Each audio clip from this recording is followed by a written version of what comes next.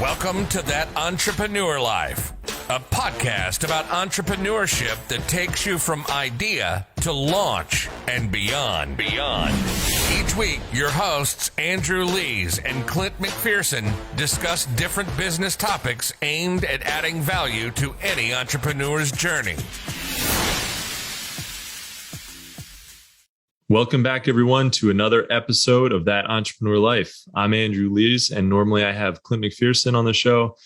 Today, I will be flying solo, though. I've got a very special guest on the show today. He's a communications expert who's helped people get six-figure book advances and get on shows like Ellen and Dr. Oz. He's featured in publications such as Forbes and Fortune, and he's a VIP contributor to Entrepreneur Mag. But before I introduce our special guest today, I want to remind you to subscribe to our podcast and to our mailing list through our website so you don't miss out on all the free resources we have to help you start and grow your business. With that said, I'd like to welcome our guest, Neil Gordon, to the show. How are you doing today, man? Good to be here, Andrew. Thanks for having me. Absolutely. Yeah, really excited to have you. Excited to dig into, what you do and how you help entrepreneurs communicate with the world. I think it's a little, I think we kind of take it for granted sometimes, communication kind of gets swept under the rug a little bit. Like it's not something that a lot of people tend to focus on. There's a lot of other things to kind of consider in your business, creating a good product or service and figuring out how to market it. But like communication from start to finish is so massively important and something that we all really need to be much better at, I think. So excited to dig into it with you. I am as well. Cool. So Neil, can you take us back to when your entrepreneurial journey started and what is it about entrepreneurship that really gets you fired up? It's funny, Andrew, when I technically started my entrepreneurial journey, it was just because I left my low-level editing job at Penguin, the book publishing company, back in the late 2000s. And you could say that I started then because I wasn't working for anyone else. I was working for myself, but really I was just a freelancer scraping by. And I became an entrepreneur just because I didn't want to be working for a company anymore. And that to me, as I've worked in this world for a number of years now, I've realized that that's not really what makes an entrepreneur. It's more a matter of deciding that you want to solve a problem, and entrepreneurship just winds up being the best way to do it. Trying to solve a pretty big problem at a company is kind of difficult, but if you just create it on your own, you don't have a ceiling anymore. You just get creative in how you solve the puzzles of your business, and you just grow it and grow it and grow it in any way you can. And that journey didn't start until 2017, I would say, actually. Okay. Yeah. So basically, I had been struggling as a freelancer. I hadn't ever figured out marketing or how to attract people deliberately to my work. It got so bad that I wound up moonlighting for Lyft, just driving people around and because I'm a communication and messaging guy, like having really insightful conversation. I bet. When somebody had like, what are you doing driving for Lyft? It was like that kind of thing. Yeah. I'm trying not to. I'm working on it. Right. It was just kind of funny to talk about some of the things that we'll talk about today. It's just like people had these like mind-blowing conversations. And it was just like I remember one passenger was in a really rotten mood when I picked him up. And by the end, he was just so excited. He was a commercial photographer. He was so excited about understanding his work in a way he hadn't before. And he walked out, and I looked at him as he was leaving my car and going to his apartment. And he just kind of looked back at me with this kind of quizzical but delighted look on his face. Like, who is this guy? Who is this guy? And why did I just get a 20-minute ride from him where I now completely understand my own world in a totally different way? Anyway, I got a really nice review from him the next day. It was kind of funny. That's awesome. Anyway, I wonder if he thought he was on like a hidden camera show or something. Like, hey, where are the cameras? What's going on?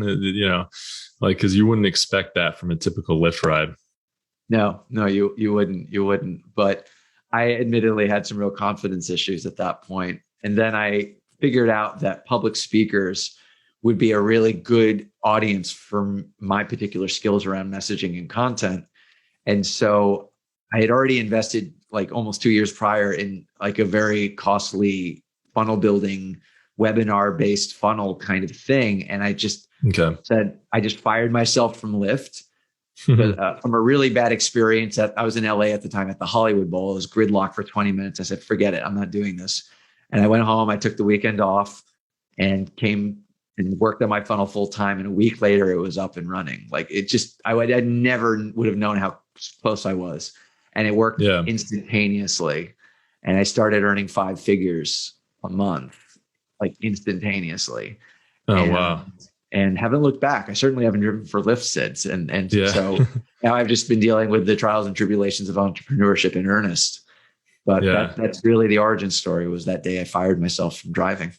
That's incredible. So what was it, do you think, that really shifted maybe in your mindset and then also in your strategy too? Because you built this funnel, which, for those people who don't know, sales funnel is just a way to get people from discovery of your product, usually from the starting point is a landing page or maybe some piece of content or ad that gets you to the landing page. Right. And then it works you through to educate you about how you can help them, and how you can help the customer, and then the customer makes a purchase. You can upsell all these things. But yeah, what was it mindset wise and maybe strategically that really shifted for you at that time? Mindset, Andrew, was simply sitting there gridlocked in my car, not able to go and pick up other fares because I was in such a ridiculous situation. I was just like, no, this is just a hell no to my entire life. I am not allowing my life to be this anymore. It's just like, forget it. Just forget it. I don't even care what happens after this. I just can't do this again. Yeah. And so I just, like I said, I fired myself, got some takeout, hung out all weekend, just vegged, and then got to work. Nothing like LA traffic to get you to really think about your life in one way or the other, We could probably have a whole compilation of essay type book on people whose lives changed because of LA traffic. Yeah. I mean, it's just like the rush hours. I still can't believe. I heard recently that LA is back to the level of traffic it was pre-pandemic. Yeah. And like, these are people who are spending 2 hours to drive like 10 miles. It's ridiculous. It's wild. Yeah. It's absolutely crazy. And I think then you get that in New York too. You get pretty bad traffic. But I think people are a little bit more aggressive, maybe tend to get there.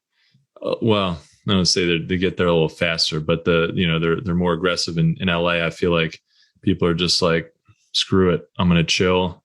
I'm going to just, whatever, the weather's okay. But like, even if you're relaxed and calm and, maybe even smoking something, I don't know. It's like, that's still such a rough, commute, such a rough way to live every day, commuting those kind of distances and getting just stuck in that kind of traffic. So it gives you a lot of time to think. Especially when you have to do the driving yourself. If it was a self-driving thing and you could just read a book or something, that might not be as bad. But exactly. Yeah. Well, that's cool. Yeah. We can't ever minimize the significance of mindset when it comes to entrepreneurship too, Andrew. I mean, for sure. I was a week away from changing my life, and the only thing that's standing in my way was what was going on between my 2 ears. So that's incredible to think that it can really change that fast. Because when you first, told me about how you fired yourself from Lyft, you took some time to think, and you got your funnel, your sales funnel up and running. Within a week, you were making money, and very quickly you were making 5 figures a month. It's incredible to think that, like, there's no such thing as overnight success. So, we're not going to, create something the next day or next week.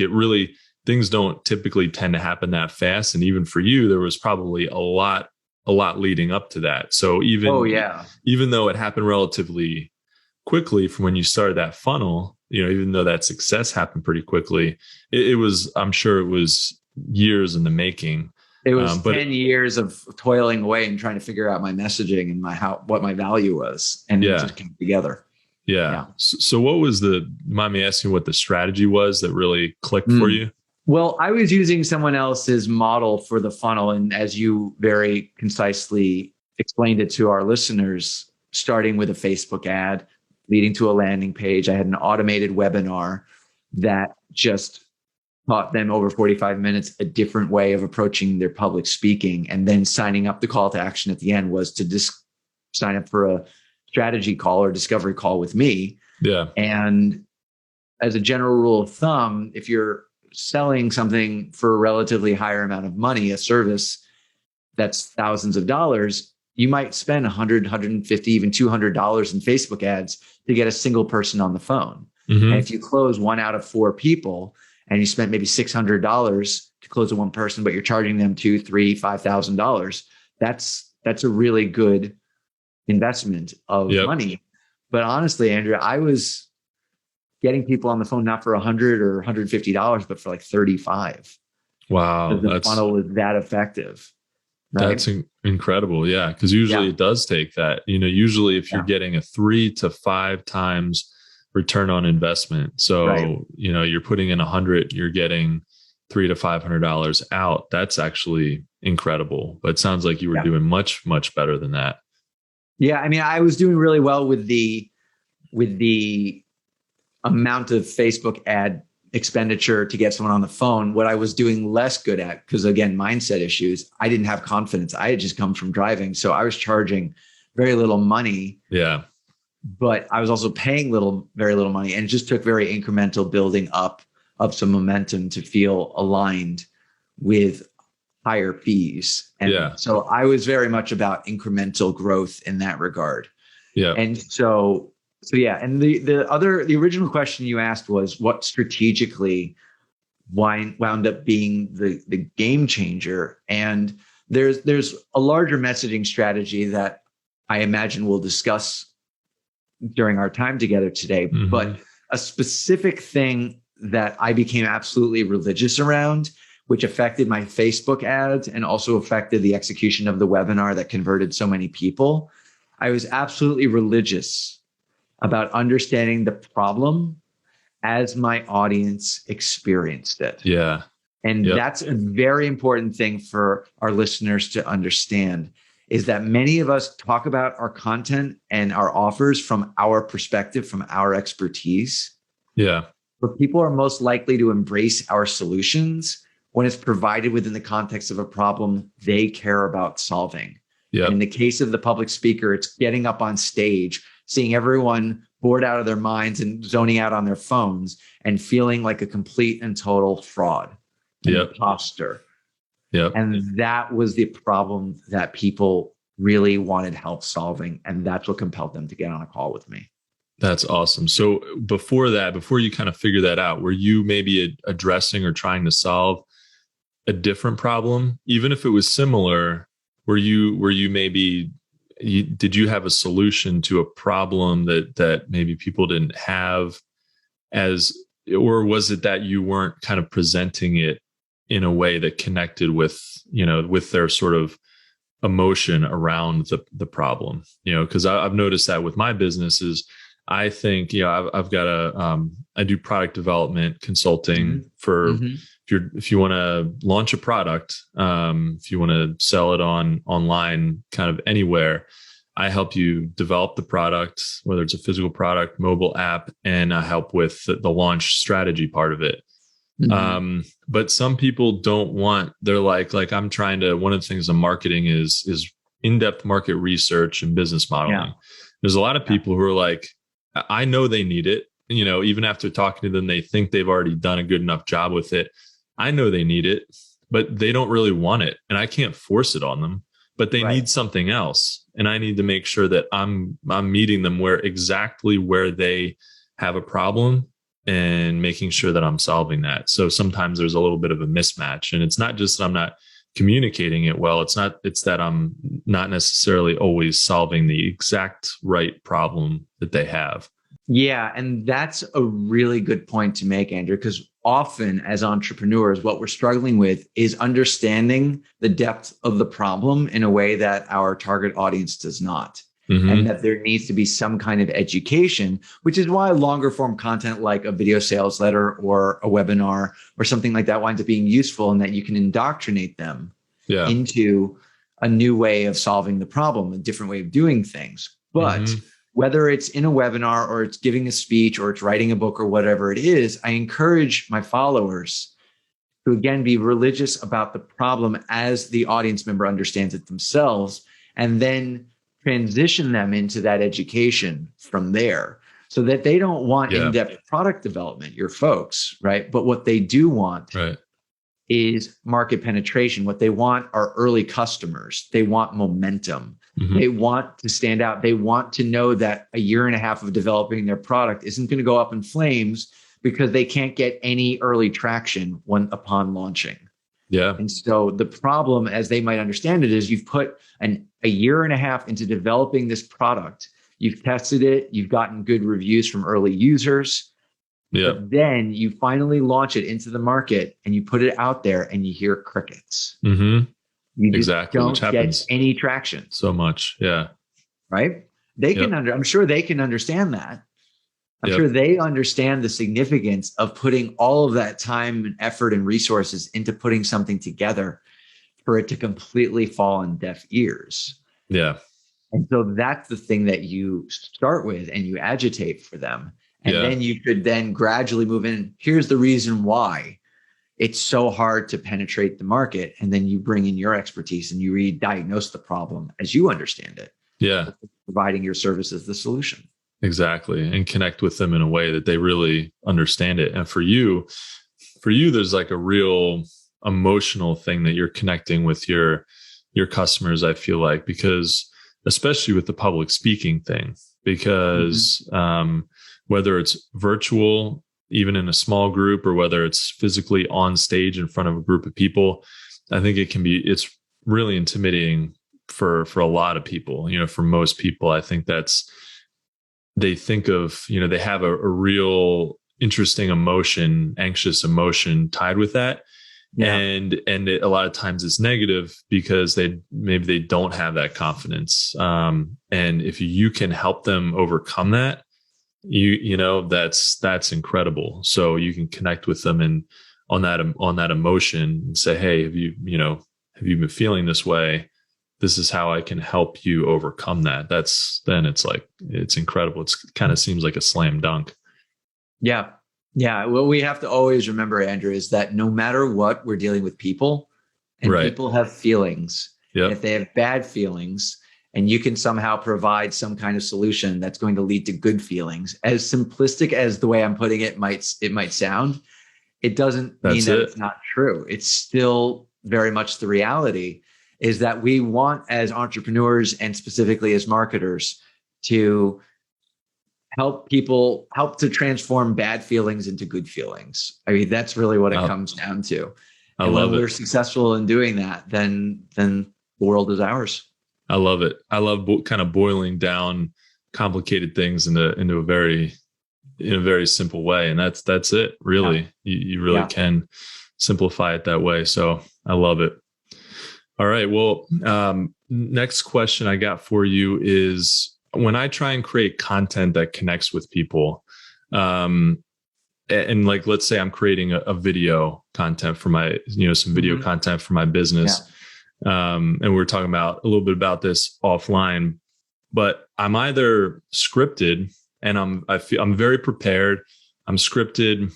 I've either got bullet points and I'm, kind of going through the bullet points, or I'm reading right off the script because I want to make sure that I'm delivering the exact content that, I want to make sure that my message is perfect and clear and, concise and everything. So I either have that and then I feel kind of stiff and non-conversational, or if I go ad lib, I just kind of go off my head and I start talking about a topic, especially one that I know really well. I will, even when I don't know well, that's even bad too. Yeah. That's bad. And so like when I don't know it, then I end up like I'm sort of working through it as I'm going, and that's bad. But if I know it really well, I'll find myself like a 2-minute video ends up being 20 minutes, and because I'm just going on and on and on and on about things, too into the weeds, and I just need to step back and I need to deliver something that really connects with people.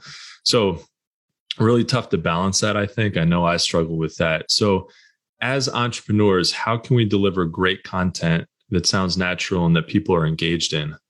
What I can offer, Andrew, is a very simple framework that becomes a basis not just of like a 30-second elevator pitch, but could also be the basis of a talk that you give or a video that you make or anything like that. And it's a pretty simple framework.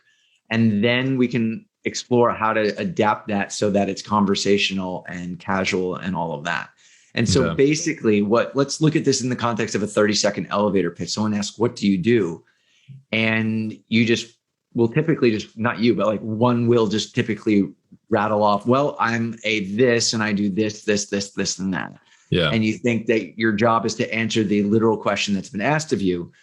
But really below the surface of that question is, what can you do for me? They say, ask, what do you do? But really they're asking, well, what can you do for me? No one will admit to that. No one wants to think in that way, but we really are governed so much by self-interest. Sure. Yeah. So the idea is to have a framework that can help to meet their self-interest and also still have something about ourselves as well. And so instead of just saying, well, I'm a this and I'm a that kind of thing, you can start in the similar way what we've spoken of already. We could talk about starting with the problem that our business, our product, our service, whatever it is, solves. Mm-hmm. Like, this is the problem that we're dealing with and all of that. And then that's the first part. The second part is to talk about the typical flawed solutions. And what people usually do to solve this problem is that they just blah, blah, blah, blah, blah. Right. And then you move into a specific technique I teach basically all of my followers, is like a secret sauce kind of statement. The key to solving this problem is not this, but rather this. And there are lots of ways that we could use that. I call it the silver bullet. And there are lots of different ways you can say that secret sauce like statement. Mm-hmm. But the point is just to say, the key to solving this problem is this essential thing. This is at the heart of it. Yeah. And then you can describe what you do in support of that idea.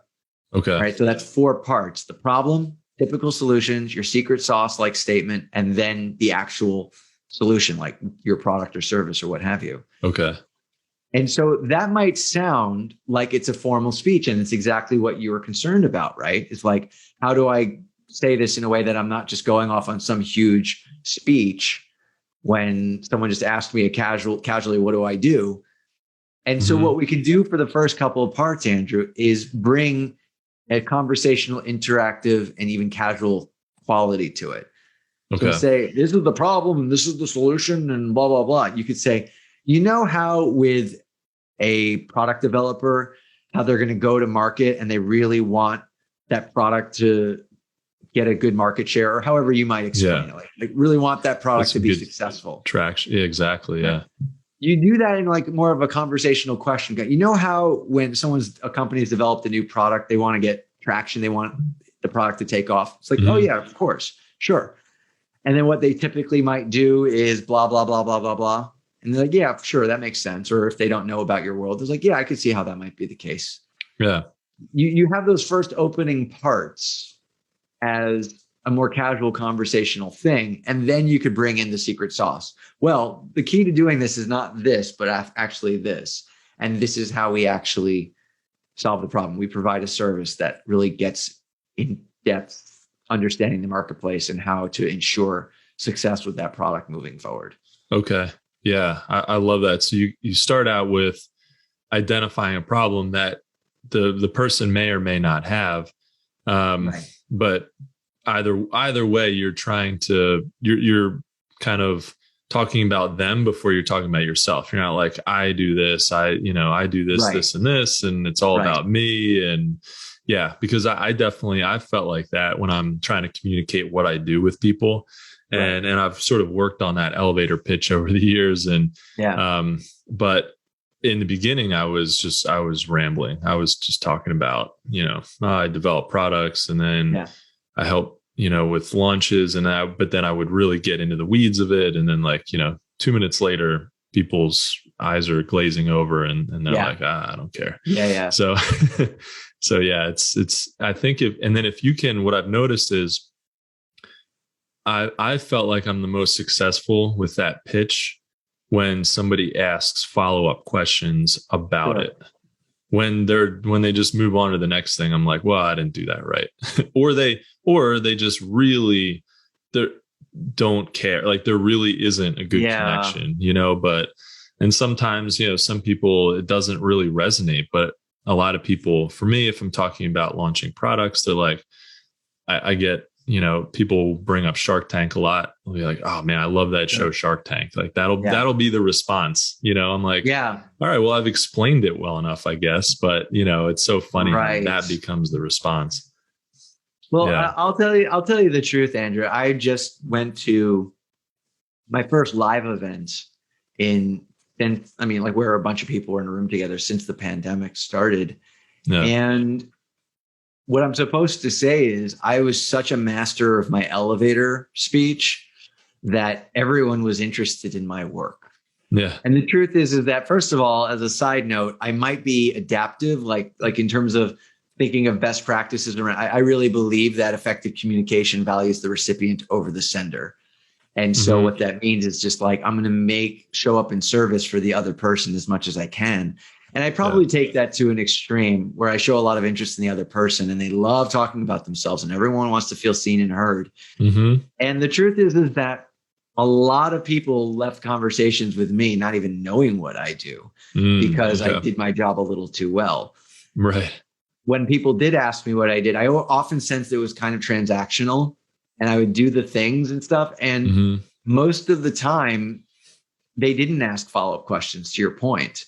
And it's like, oh, what's this guy talking about? He's the one talking about elevator pitches. He's the messaging expert. And people aren't asking him follow-up questions. Yeah. And the truth is that it doesn't guarantee the results because a lot of people are just not going to want to hear about another person, period. It just happens. I want to say something different. I want something else to be true. It is hard to get some people interested unless it very specifically speaks to their particular self-interest. What they're going through right at that moment. Right at that moment. People really only focused on that. Yeah. Yeah.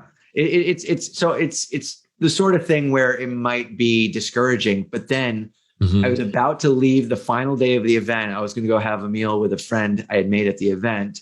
And we were she was off at the bathroom and I was doing a thing. And someone said, because I made myself very much known over the 3 days of the event and my name kept coming up and stuff. And it's kind of that Dale Carnegie, how to win friends and influence people kind of thing. Yeah. So my name just kept coming up throughout the thing. So people were coming up to me and just wanting to meet me because like, who's this Neil guy kind of thing. That happened at the very end. This woman said, I haven't met you yet. And it was like, I was actually on my way out the door and we just were standing in the doorway talking and I did the thing and she just kept texting me that night and into the next, like, so tell me more about what you do. Like she wanted my help. Yeah. And so she was genuinely curious in the moment. And I rewarded that curiosity with actually helping her to work on a talk that she probably just gave yesterday. Now, like as of this recording, oh, that's cool. I think this happened and she wants my help and she wants to talk about it. Yeah. So it doesn't guarantee people are going to be interested, but when they are, it creates a really meaningful connection. Very cool. Yeah. I think you kind of hit the nail on the head there too, with people wanting help. Not everybody wants help and you can't force it on them. Right. You can't force them to be interested. You could talk to them, organically for a while and talked with them in a really genuine way for a while about what you do, what they do, about other things too, to create that kind of personal connection with them. And then at some point they might sort of loosen up or realize like, hey, maybe I actually do need some help with, whatever it is with communication, public speaking. But if they're really closed off and they're not willing to, there's a lot of people who aren't willing to learn, aren't willing to improve, aren't willing to say, this is actually something that I do struggle with. And so those people, you really can't force them. And it's not like you're going to get 100% close rate on everybody you talk to. Cause of course not. That would be insane. Yeah. But if you have people who really want to learn, who want to improve, those are the key people that you really want to dial in your message to and follow up with. I love that. Yeah. Or even just people who have a natural curiosity, which honestly, Andrew, I feel like that's one of the great poverties of our species is the lack of natural active curiosity. And that's what I want for folks in general, because I feel that their life is going to be richer if they're just more actively curious about others. 100%. Yeah. And I think about that a decent amount, actually. When we're kids, we have this natural curiosity. We're curious about everything up until even like college. You just want to soak everything in. You want to soak everything up. You think you really have this feeling like you're kind of invincible, that the sky is the limit, and that's all true. You don't really know what the limitations are in the world, and most of them are. Most of the limitations you really end up putting on yourself, but you don't really understand how the world works yet. So, when we're younger, we're a little more naive, but we're super curious. And that having some, being naive, a little bit, and having that curiosity, I think helps us, propel forward, because we're not worried about whether something's not gonna work out. We're not as worried about failing. We want to discover new things, and somehow that kind of gets chipped away over, as we go into the professional world and you get a job, and you just sort of I feel like a lot of people kind of get beaten down. And that curiosity and that willingness to learn, adapt, and grow just starts to erode away. So I think it's so important for all of us to make sure that we're staying curious, we're staying, engaged in the world, and trying to have fun, and trying to learn and grow. And that goes back to what we talked about before about mindset and about how it's so important. Yeah, it really does become a game changer.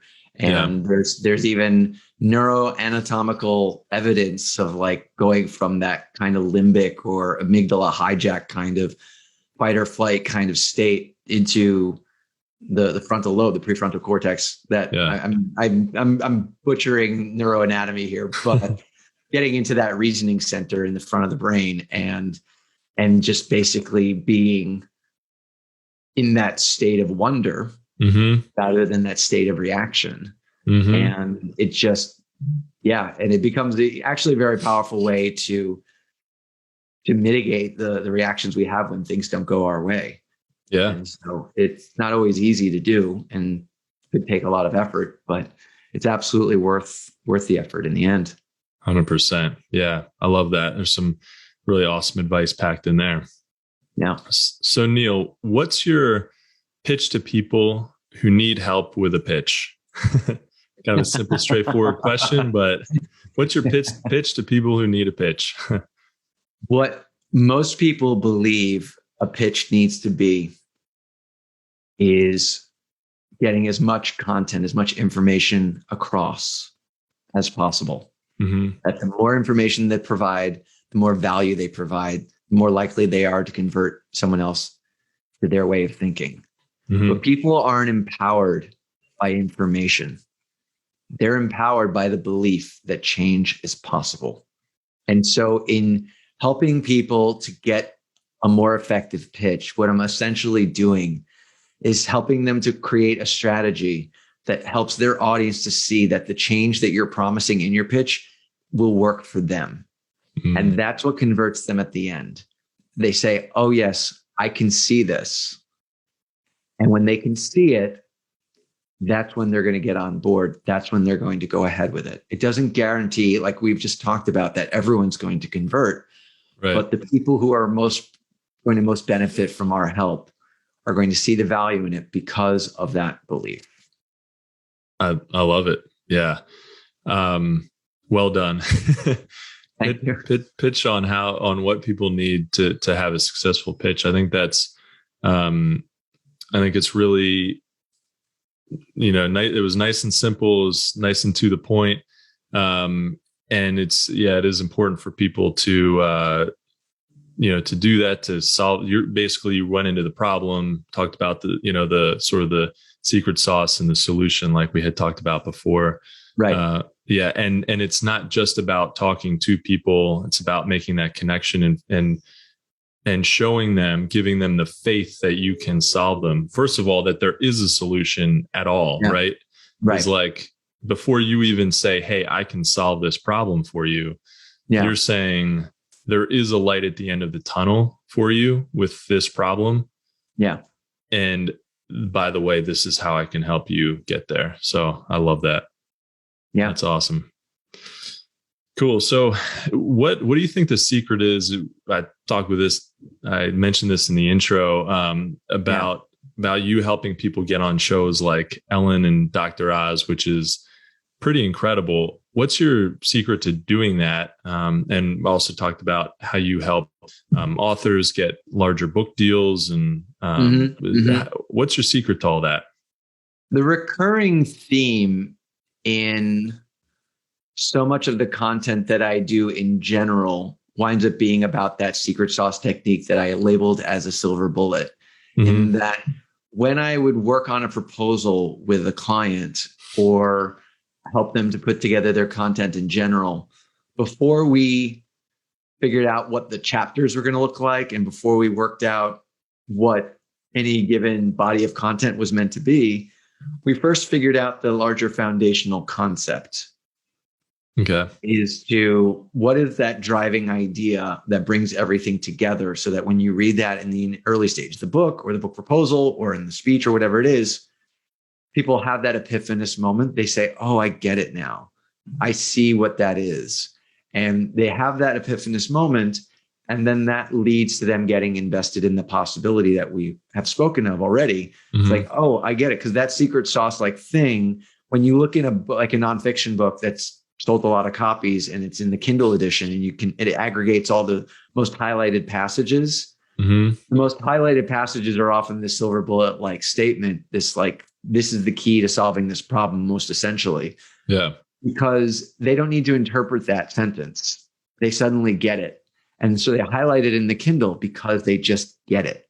Yeah. And so that winds up being how these various folks, along with having specifically in the book publishing world, you also need to have some kind of platform and to demonstrate to the publisher that you're going to sell copies on your own, separate from the publisher's resources. Right. So that has a lot to do with it too. Okay. But the content itself benefits from having that distilled idea. And another thing that I teach people about specifically around book proposal and book writing is that rather than start with an abstract, like the beginning of a scientific study, you might have an abstract, like a little paragraph that says, this is what the study is about. A hypothesis. People think, exactly. A synopsis. And so people think they need to have a synopsis at the beginning of their book proposal. And the book proposal is meant to show the reader of the proposal what a book is going to be. Like, the idea is to convince the editor or the publisher or the agent that this is a viable book. And so instead of starting with a synopsis, to start with a story, draw them in right away. And we started with a story, and one of those proposals that got that nice advance and everything was bought by HarperCollins. And the first thing the editor said on the other side of making the deal was how much he loved that opening story because it introduced the author to the reader. That's awesome. And so just people are most likely to integrate your content when they're emotionally invested in doing so. Yeah, exactly. Getting them emotionally invested right away winds up being a really important strategy in all of this. So, and I love that. And that kind of goes back to, we're talking about creativity and how important that is to have that, and how I find myself kind of not being, I kind of write a little bit, and I'm not writing books, by the way, but like the content that I write sometimes ends up being like a little stiff, and I know exactly the end. I'm trying to get from A to Z, and I just draw a straight line there. And I forget to pull people in and, put like a story behind it. Like, this was my journey.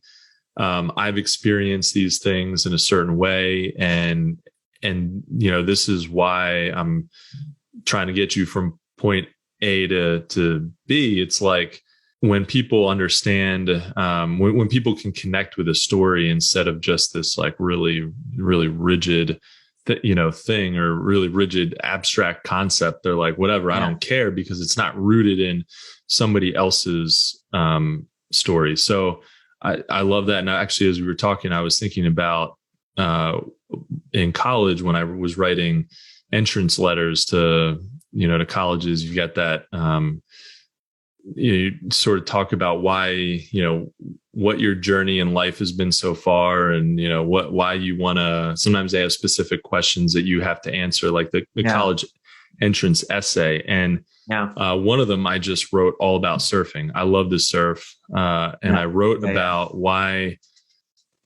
how surfing connects, like the lessons that we learn in surfing have a lot to do with life, and patience, just waiting for waves, the commitment when you start paddling for a wave, especially a bigger one. You got to have commitment. If you're not going, if you hesitate for a little bit, you're going to wipe out.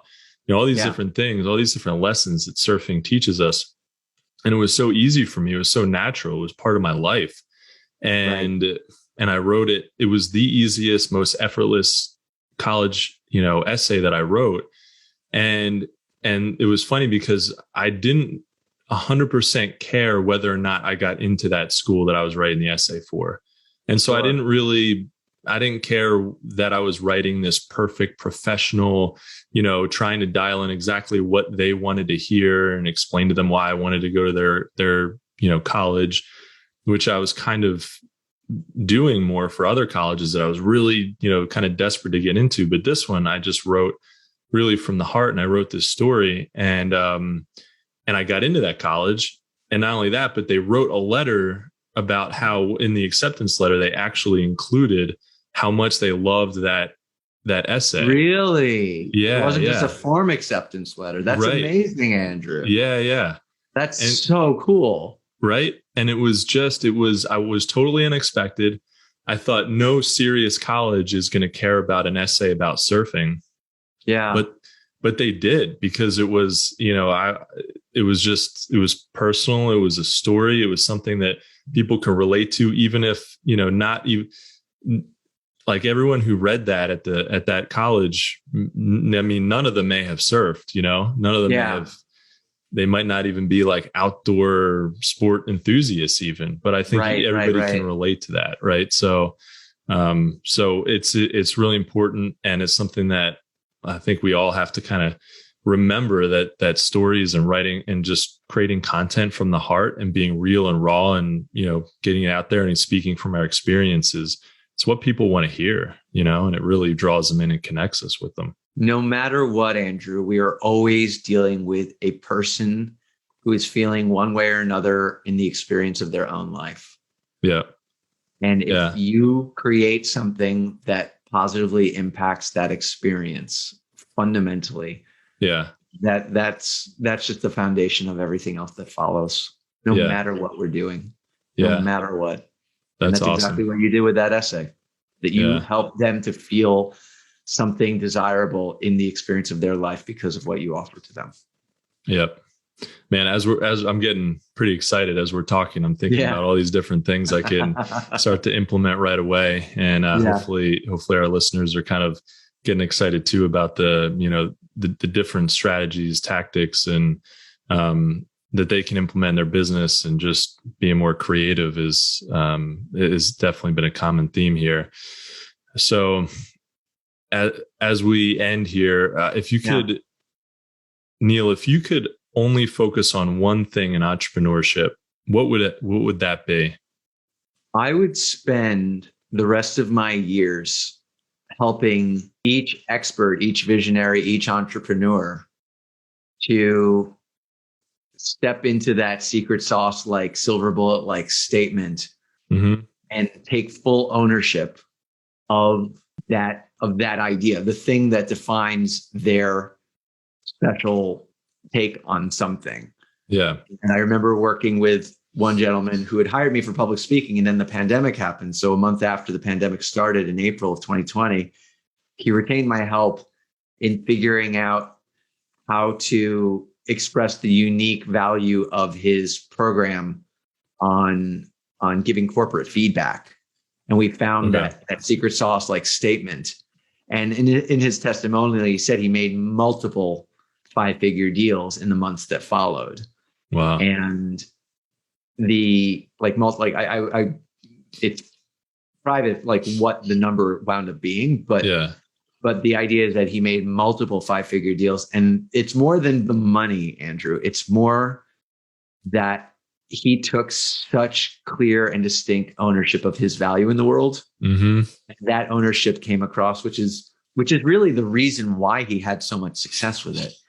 Yeah. And so to help eradicate imposter syndrome in another human, so they say, this is my value and I have a voice and I'm going to share it with whoever is open to receiving it. Yeah. That's a game changer. That changes the trajectory of a life. If I could spend the rest of my life just doing that for people, that would be a really good life well lived. That's incredible. It's such an important thing. And you mentioned imposter syndrome, which is something we've talked about here on the show before. But it's something that as entrepreneurs, I think we all feel. And in order, and to get over that is massive in how you perceive your business, but more importantly, how other people perceive you and your business and what you do, because it's so easy to kind of be like, oh man, I don't know. I'm just going to put this out there.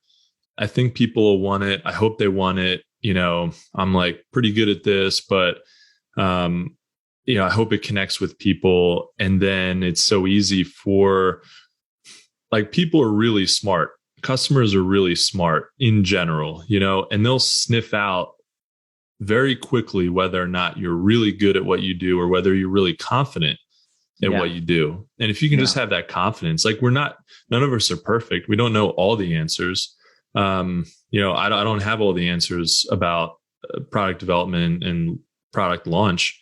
Yeah, I don't know everything. That would be insane if I did. Nobody, right? And there's things that we can all learn in our business and we can all improve on.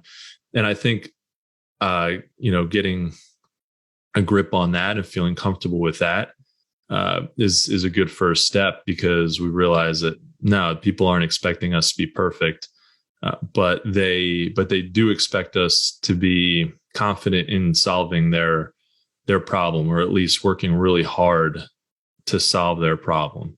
Yeah. Man, I love that. That really changes businesses. That I know for me, that kind of working to get over, haven't even in some aspects, haven't even gotten there, getting completely over imposter syndrome, in certain ways, in certain aspects of my business. But working to get over that and being more confident has made all the difference in the world. So you helping other entrepreneurs do that, it's incredible. Yeah, well, I appreciate that very much. And it's something that is actually far more possible than some folks who are struggling might actually think. Yeah, exactly.